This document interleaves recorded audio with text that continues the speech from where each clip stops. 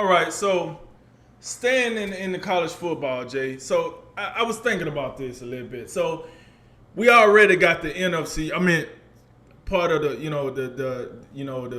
the rumors that we're getting with the SEC. Kind of recruiting talent. And it gives you a little feel like, okay, we talked about this weeks ago. We talked about the Super Conference. With that said, now we got the news that possibly the ACC and the Big 10 and the Pac12 are building an alliance, possibly. So, my question for you, Jay, is this.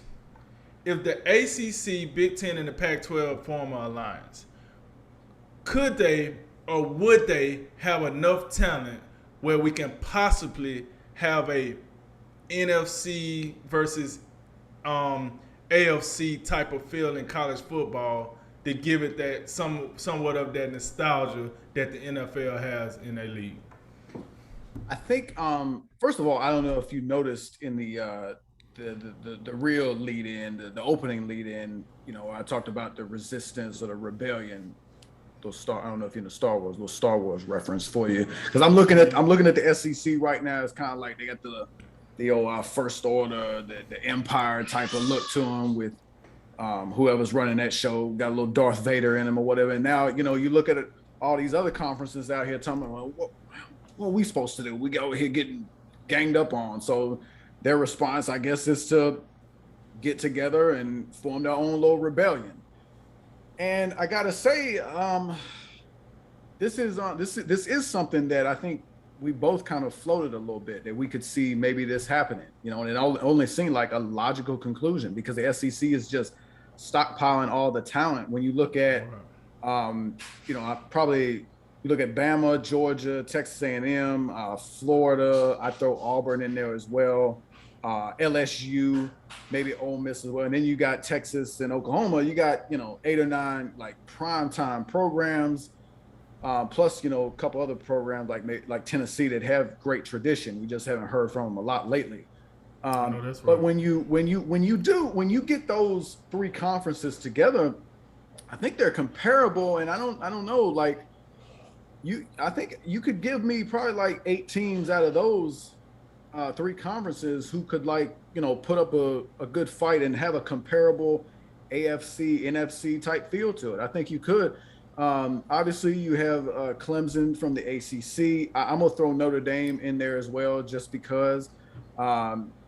I'm hesitant to put Miami and North Carolina in that conversation yet. I don't think I will. In the Pac-12, I will give Oregon a nod. I'll throw Oregon in there from there.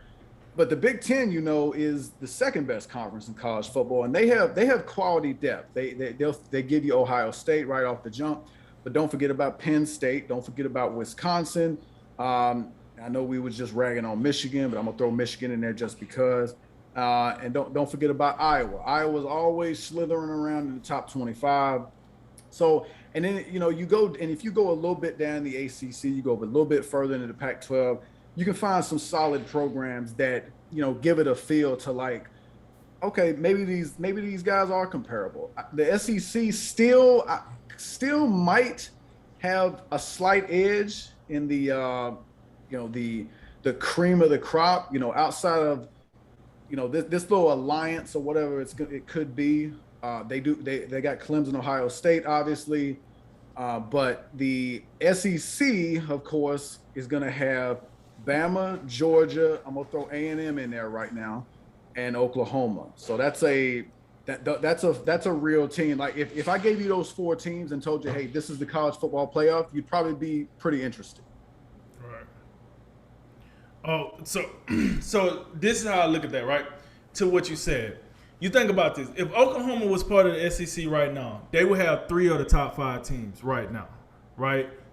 And then you have Clemson and 4 of the top 6, by the way. And 4 of the top 6. So I'm with you, right? It's kind of like how we look at college football anyway. The SEC will be top heavy, but you have other conferences that's a little more consistent from top to bottom. The Big 10, for example. That when you start talking about that depth, you're like, oh yeah, I'm taking Penn State over Kentucky.